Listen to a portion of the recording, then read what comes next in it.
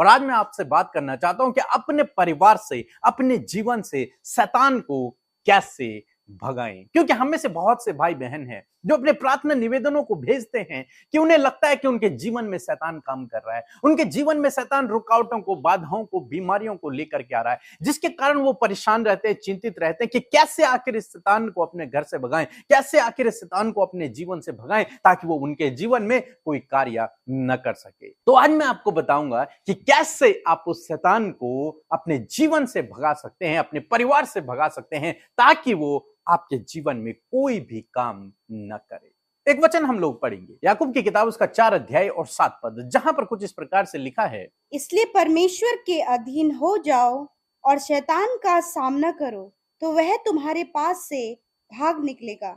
आमीन। यहां पर परमेश्वर का वचन 2 कामों को करने के लिए कहता है।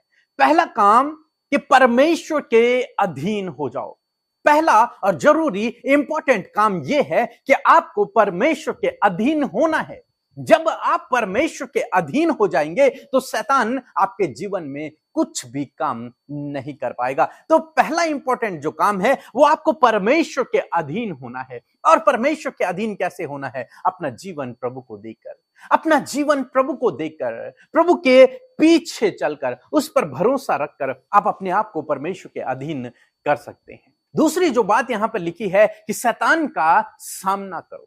सामना हम कैसे करें उसका? आप जानते हैं जब पुराने जमाने में युद्ध हुआ करते थे तो वो तलवार और भालों से युद्ध किया करते थे, तीर धनुष से युद्ध किया करते थे। लेकिन हम मानते हैं कि तलवार से युद्ध किया करते थे और तलवार से ही वो विजयी हुआ करते थे। यदि आप बाइबल में पुराने नियम में पढ़ेंगे तो वे तलवार के बल से विजय होते थे, परमेश्वर पे भरोसा रखकर वो युद्ध लड़ते थे और विजयी होते थे। और आज भी आपको और मुझे तलवार से ही युद्ध लड़ना है, लेकिन वो कौन सी तलवार होगी? परमेश्वर का वचन कहता है कि तलवार परमेश्वर का वचन है, उस वचन से आपको लड़ना है। बाइबल कहती है कि परमेश्वर का वचन दोधारी तलवार है, उस तलवार को लेकर आपको उस शैतान से लड़ना है। और जब आप वचन की तलवार लेकर उस शैतान से लड़ेंगे तो वो शैतान आपके जीवन से भाग जाएगा, दूर हो जाएगा, नष्ट हो जाएगा। यीशु मसीह ने क्या किया? जब यीशु मसीह के सामने शैतान आया, उसकी परीक्षा करने लगा, तो यीशु मसीह ने वचन की तलवार को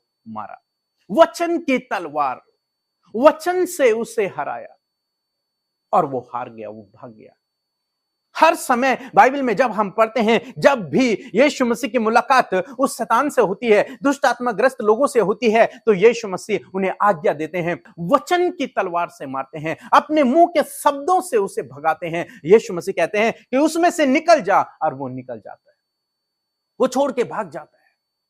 क्यों? क्योंकि वचन की तलवार बहुत पावरफुल है, बहुत सामर्थी है। आपको भी यही करना है, आपको परमेश्वर के वचनों को लेना है, यीशु मसीह के वचनों को लेना है और उन्हें बोलना है उस शैतान के विरोध में। यानी कि आप यीशु मसीह के शब्दों को भी दोहरा सकते हैं कि उसमें से निकल जा, हमारे परिवार से निकल जा, मेरे जीवन से निकल जा। और जब आप यीशु मसीह के शब्दों के अनुसार उसे आज्ञा देंगे तो आपके जीवन से भाग जाएगा, निकल जाएगा। परमेश्वर के वचनों से उसे हराएं। वो आपको देखकर नहीं डरता, वो आपकी आवाज को देखकर नहीं डरता, वो आपके ज्ञान बुद्धि को देखकर नहीं डरता। वो डरता है तो एक इस बात से कि आपके अंदर कितना परमेश्वर का वचन भरा हुआ है। वो डरता है इस बात से कि आपके पास वचन की तलवार है कि नहीं।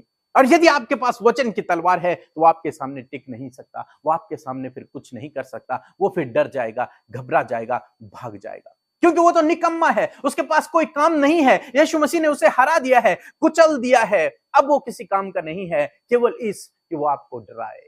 लेकिन यदि आपके पास तलवार है तो आपको डरा भी नहीं पाएगा, वो आपके सामने खड़ा भी नहीं हो पाएगा, वो आपको देखकर डरेगा और भागेगा।